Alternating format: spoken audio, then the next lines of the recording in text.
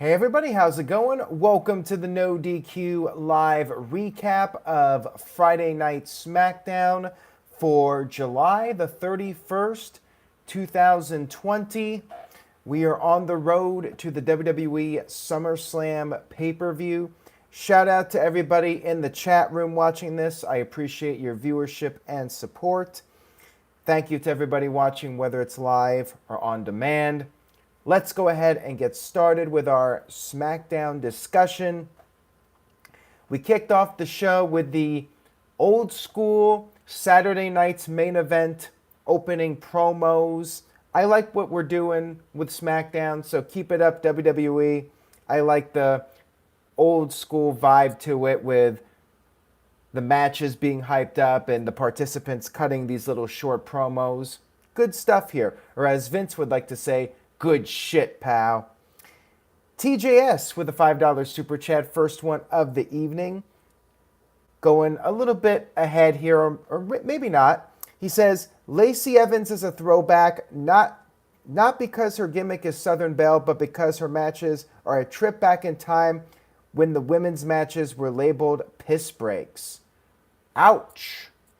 Savage line of the night so far. So Lacey Evans was part of this opening segment. I guess it wasn't really off topic. We started with Bayley and Nikki talking about their match for the SmackDown Women's Championship. We had Miz along with John Morrison hyping up Miz's match against Big E, and this was, of course, Big E's first big singles match of this singles run, now that Kofi Kingston is injured and Xavier Woods is still out of action. Miz and Morrison basically laughed it off like it's a joke. And then we had Lacey Evans cut a promo, talk about how she's going to give Naomi the hashtag what she deserves. And then we had a Firefly Funhouse with Bray Wyatt. He said he was searching for Braun Strowman, could not find Braun Strowman. Apparently, Strowman is still in that filthy swamp, or maybe the Gators got to him first. He said that he, the Fiend of course, has something that Braun wants. And until he gets what he wants, i.e. the WWE Universal Championship, nobody is safe. We had our first match of the evening. It was an Intercontinental Championship match. AJ Styles versus Gran Metalik. Lince Dorado was out there as moral support. AJ dominated most of the match, but there were times where Metalik would get back in it, make a brief comeback, but AJ would stop him. After a pretty decent length of a match, and it was a good match, AJ Styles retained the title with the calf crusher. Metalik tapped out. Michael Cole said Metalik has nothing to be ashamed of. I thought the match was fine. It felt like one of Cody Rhodes's title matches for the TNT title, where Cody makes the guy that really has no chance of winning look good, and that's basically what it was. It was hard for me to get into the match because I really did not feel like there was any chance in hell of Gran Metalik winning the title. Hamp Connell with a $5 super chat. Thank you, Hamp. He says, when Kofi Kingston and Xavier Woods come back, they go right back to being that damn New Day. Bet on it. Yeah, probably. I mean, I think this singles run is just a temporary thing, but we'll talk more about Big E in a few minutes. Thank you for the super chat, Hamp. Psycho Jet Black with a $2 super chat. Thank you for that. He says, do luchadors need good promos to get over in WWE? In a promotion that has good writers, no. And I think if you have a creative team that can allow those guys to just go out there and do what brings them to the dance, then no. But in WWE, you have to be multi-layered. You gotta be able to talk and do all these different things, make the media appearances. If you're a luchador and you cannot cut a promo, then it's tough to really gain a lot of traction in WWE. Rey Mysterio could cut decent promos. I never thought Rey was a great promo, but I think good enough to get by. And obviously, he was a great wrestler, still is a great wrestler, very marketable. And he was able to overcome a lot of the obstacles that luchadors tend to have in mainstream companies, whether it's WWE or WCW or even TNA. Now, after this Intercontinental title match, AJ attacked poor Lince Dorado, who was just looking after his friend, laid him out with the Styles Clash. Backstage, Shorty G was watching the proceedings, and King Corbin approached him. Corbin said that he doesn't really have an issue with Shorty G despite their past. He said he only made fun of Shorty G for being short to motivate him, and said that Shorty G deserves opportunities that barefooted idiots like Matt Riddle are getting. Shorty G basically thought this was a bunch of BS and Corbin's just trying to get somebody to cash in on the bounty, but then Corbin said the ransom is on the table for anybody and just asked G to think about it. Johnny Boy with a $2 super chat, so I guess this can be a little transition here. Thank you, Johnny. He says, what matches would you book for SummerSlam? I would not mind seeing a match that was teased on Twitter, and I don't know if it's going to happen or not. Could just be fun trolling. But I'd like to see Bayley and Sasha defend the women's tag team titles against Trish Stratus and Lita. It sucks because there's no crowds, but, you know, since we're not getting, or at least we're probably not getting Sasha versus Bayley at SummerSlam, that would be a nice match to do. I really want SummerSlam to feel like a major event. I would have liked to have seen Seth Rollins versus Aleister Black, and that could still end up happening. We may end up getting a tag team match, which I think is fine.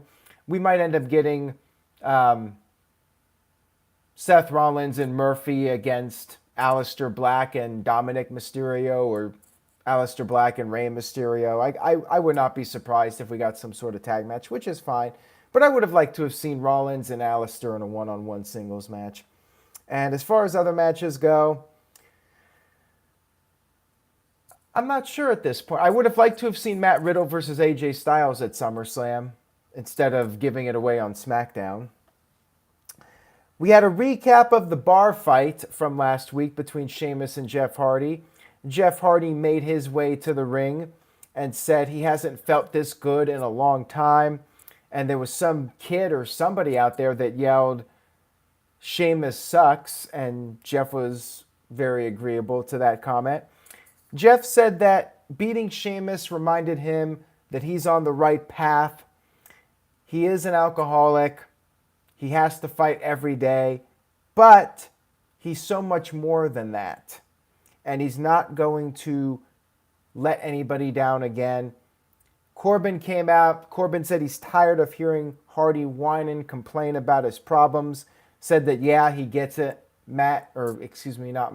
Jeff's life sucks. And Corbin said to shut up and deal with it. Corbin said that he feels like his kingdom is becoming an insane asylum. Hardy said maybe Corbin should realize that he's the problem.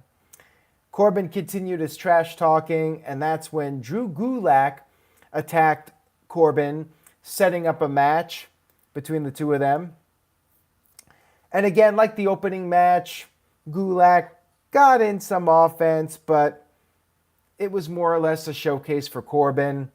Gulak put on a crossface, but Corbin got to the ropes, and then Corbin hit the deep six. All of a sudden, Matt Riddle's music hit. Riddle came out, and Gulak attempted to capitalize on this with the usual heel tactic of a distraction, and then the heel tries to take advantage. This time it was the babyface trying to capitalize, but it did not work. And then Corbin came back, hit the end of days. So basically Matt Riddle looked like a fool because he tried to distract Corbin and he failed. Why not just have Corbin win clean? Like, I felt this actually made Gulak look worse because he had outside interference, yet he could still not beat Corbin. Like, I would have preferred just Corbin winning straight up rather than Matt Riddle attempting to interfere and it backfired. And how does that even build heat for the match? Because Riddle attempted to make a fool out of Corbin and he failed. What a loser. So anyways, yeah, I don't get it. I think it would have been better to just have Corbin win and then have Matt Riddle's music hit. He comes out.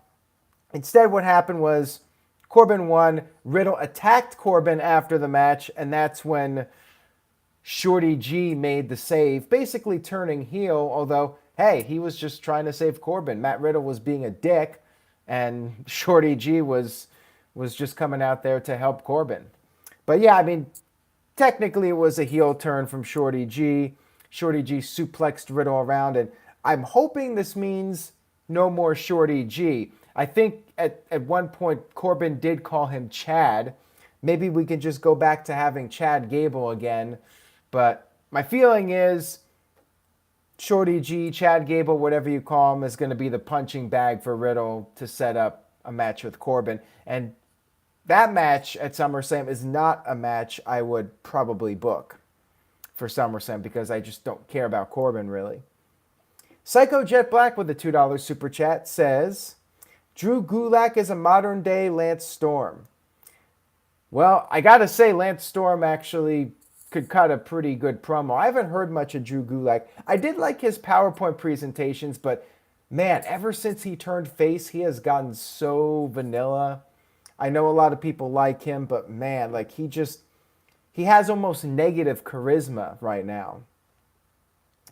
Caleb Jacobs with a $5.32 super chat. Thank you for that, Caleb. He says, WWE so sucks right now. Vince needs to retire. He is so set in his ways. Triple H needs to take over.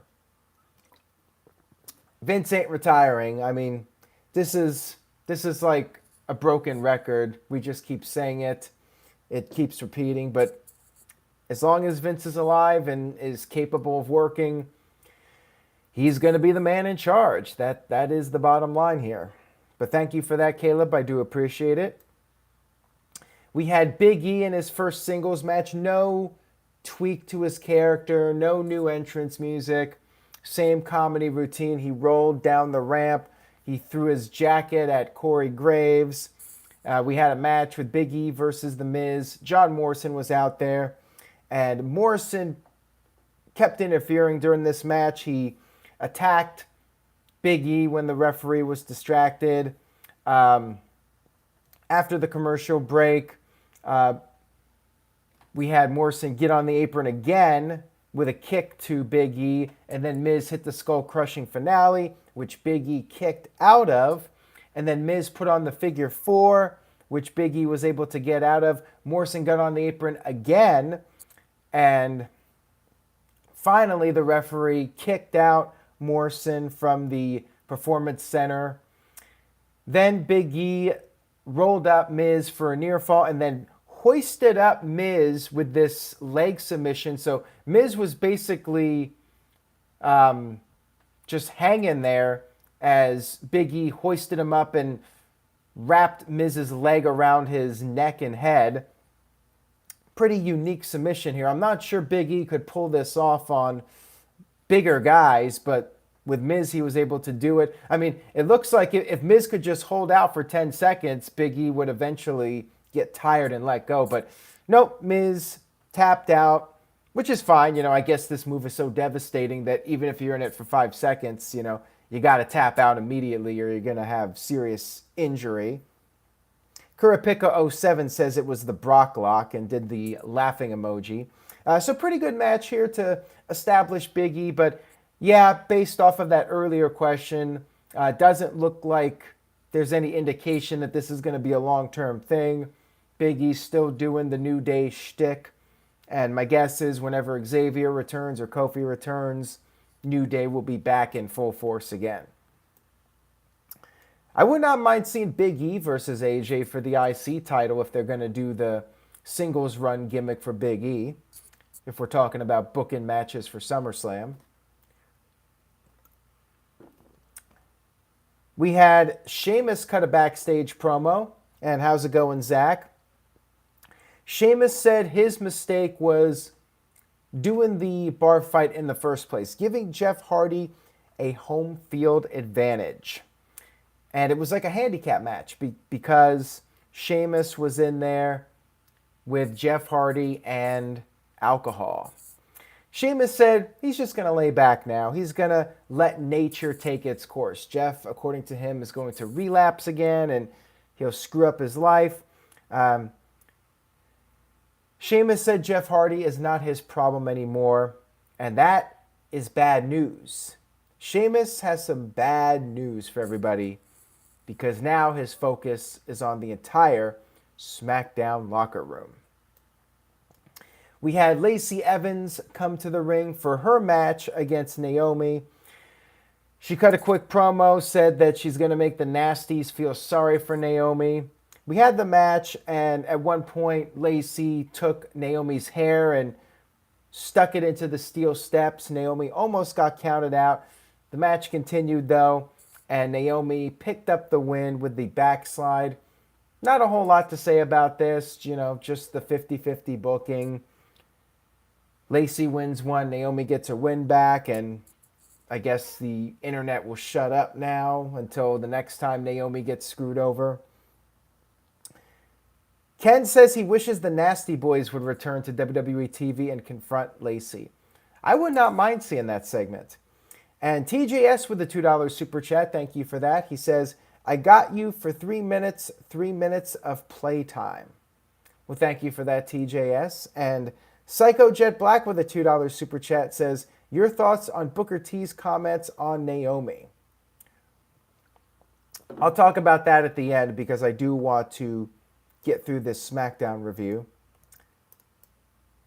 Let's move on here. So we had Otis and Mandy Rose backstage for the first time in several weeks.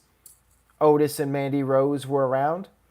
And Mandy said it's been a while since they've had a nice date. So she booked Otis's favorite barbecue place. And there's going to be ribs, there's going to be steaks, and she's even going to have a little peach sundae for Otis. After the commercial break, we had a sudden attack. Sonya Deville, who's also back. All three of them back after missing about a month of action. The storyline getting right into high gear now because I guess you had to make up for lost time.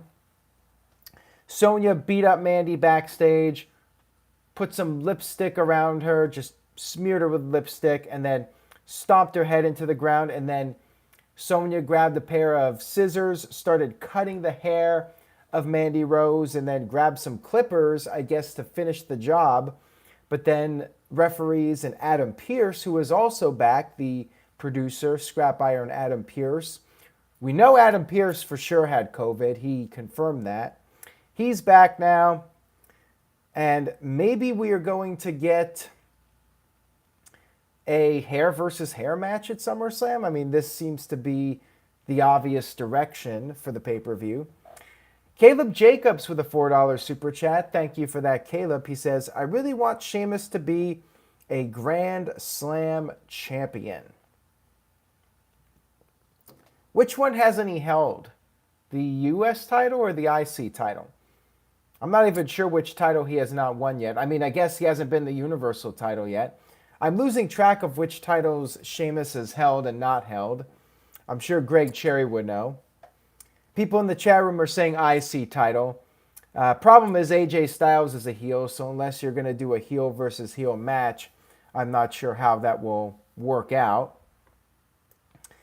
We had Caleb Braxton trying to find out some more details about the Sonya Deville attack on Mandy, when Miz and Morrison interrupted, they started making fun of Mandy with all their hair puns, and then Tucker finally came in and ran them off. Again, looks like we're getting a hair versus hair match at SummerSlam.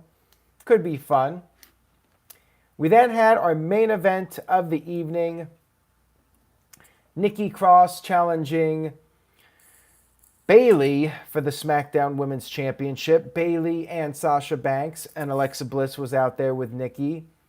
Sasha and Bayley have not missed a SmackDown since the pandemic began. Their streak continued. This was a fine match, although I never really bought into the idea that Nikki was going to win the title. But there were a few moments where Nikki got some near falls on Bayley. Sasha tried to interfere at one point, and Alexa stopped that from happening, knocked Sasha off the apron. After several near fall attempts by Nikki, Bayley finally countered and hit the stroke. I'm not sure what she calls that move, if she has a name for it, but it's basically Jeff Jarrett's stroke,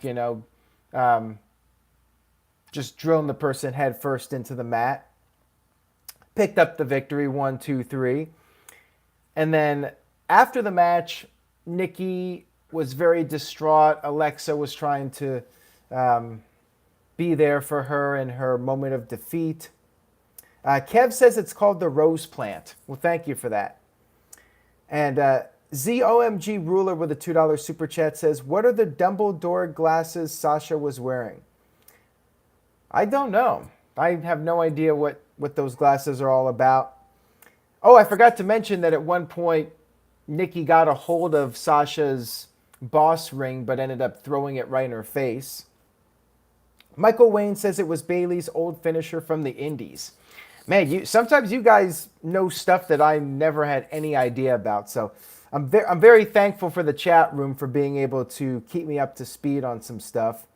I did not know that was Bayley's finisher on the Indies. So after the match, lights went out. When they came back on, the Fiend had arrived. Nikki Cross was gone. Alexa Bliss was there in the ring alone. Of course, Alexa Bliss, the tag team partner of Braun Strowman on Mixed Match Challenge. And she was, I guess, Sister Abigail or just some kind of character during that swamp fight to mess with Braun Strowman's mind. The Fiend teased putting the mandible claw on Alexa, but then after hesitating for a little bit, he finally did it. The bastard put the mandible claw on poor Alexa Bliss, that SOB, as Mike B put it. Maybe we're finally going to get a heel turn from Alexa, but a total reinvention of her character. Maybe she'll transition into Sister Abigail, but I think that's wishful thinking from all of us. She'll probably just be back to being regular Alexa Bliss next week. But hey, this would be a great opportunity to send her to the dark side. Curtis Butler says, why did she not run Dramatic Effect? Well, it's kind of difficult to run when you're sitting there in the ring and you got this 300-pound man hovering over you. Not really, I guess she could try to run, but, sometimes she's just so terrified regardless of the situation when the Fiend is out there. You know how those horror movies are, like Friday the 13th and Halloween, like you just freeze up in terror instead of running.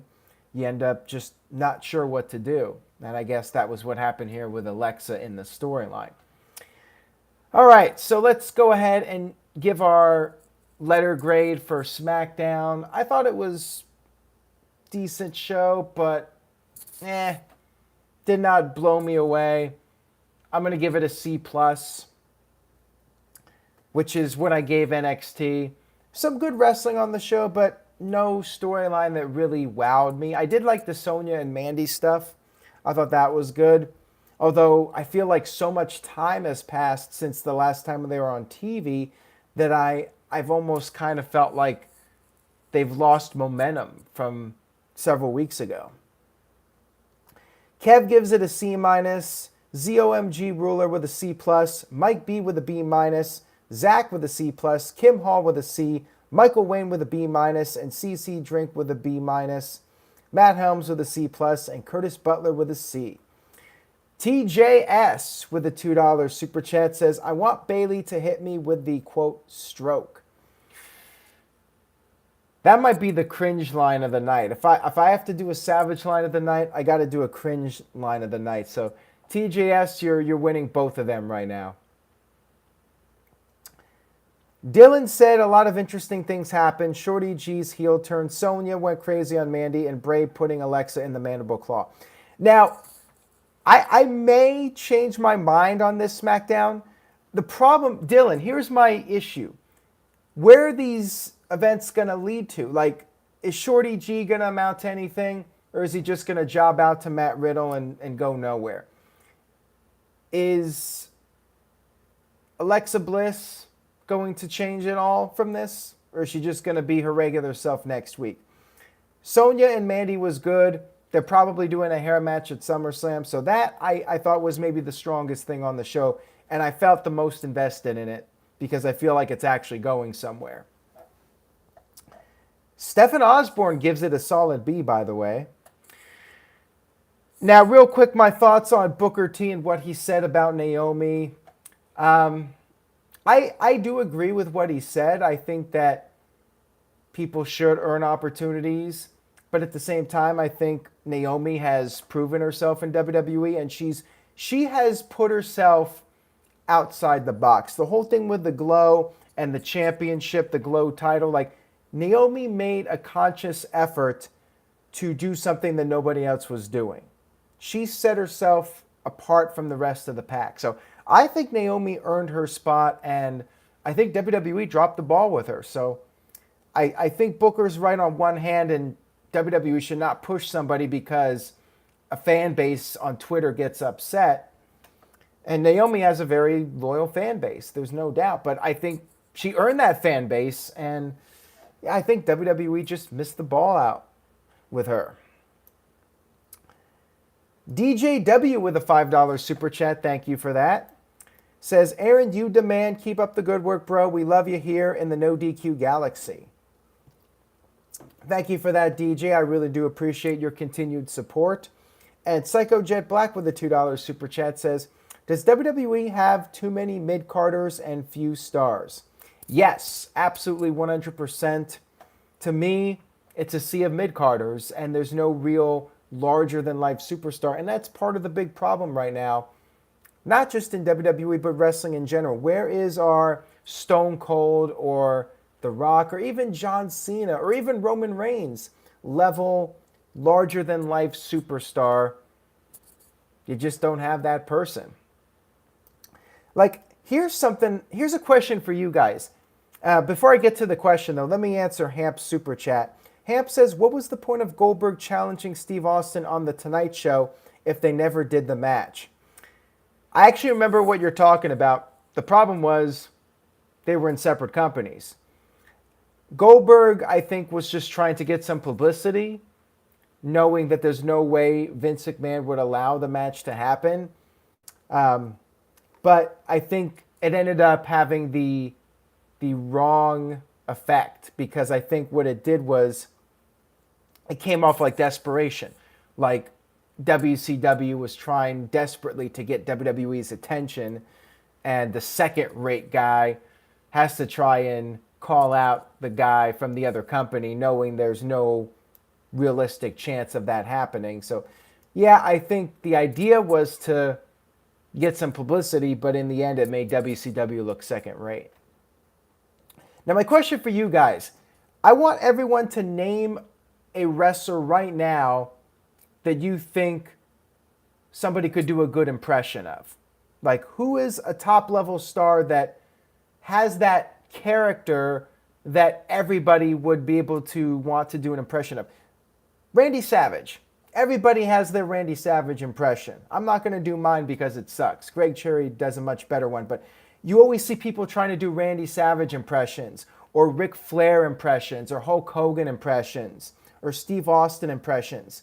Who's a wrestler that random people, random fans might just say, I want to do an impression of that guy because he's really awesome. And it stands out. It's a character that stands out. Like, who's a current guy right now in wrestling? I'm not talking about throughout history. I'm talking about right now in WWE or AEW. Give me a name. It has to be a modern day star, Ken. DJW with a $5 super chat says, King Corbin and even AJ Styles are main eventers. I feel like, but they need successful booking to complete it. Yeah, Corbin, I don't know. I mean, I like Corbin, but there's just something that when he comes out there, I feel like changing the channel. AJ's great, but he's only going to get to a certain level. I'm waiting for somebody. I mean, Braun Strowman, maybe. Zach mentioned Braun. You know, you're going to get these hands. Like, you can kind of do that as far as impressions go. Bryan, really all you can do is the yes, but if you're cutting a Daniel Bryan promo, how are you going to sound? Like, Bryan does do a really good promo, but still there's not really that guy like where his voice is so iconic and the way he talks is iconic to the point where you got just casual people wanting to do impressions of the guy. People are mentioning Bray Wyatt. I mean, I've never really heard somebody do an impression of Bray Wyatt. Like, look at Jason Sensation. He's on Twitter, by the way. I retweeted him earlier. He does all these impressions of great talents, Ric Flair and Hulk Hogan and whatnot. But who in WWE is like that? Who is that iconic person? Zach brings up Matt Riddle. Bro. Yeah, I guess so. Kind of. Maybe Sheamus. I mean, there's a couple names, but not a lot of people that really have that persona, in my opinion. And I think that's part of the problem with wrestling right now, that you really don't have that guy that everybody wants to do an impression of. So anyways, guys, that was my live stream for SmackDown. I hope you enjoyed it. I will be back Saturday night, 7 p.m. Eastern, 4 p.m. Pacific, with the No DQ&A video episode. I hope you guys tune in for that. Tune in for the YouTube premiere. The Super Chat Championship is on the line during the premiere. Anybody looking to become the next champion, tune in for the premiere. 7 Eastern, 4 Pacific, Saturday night. And stay tuned to NoDQ.com for the very latest. Be safe, everybody. Take care. And I will see you guys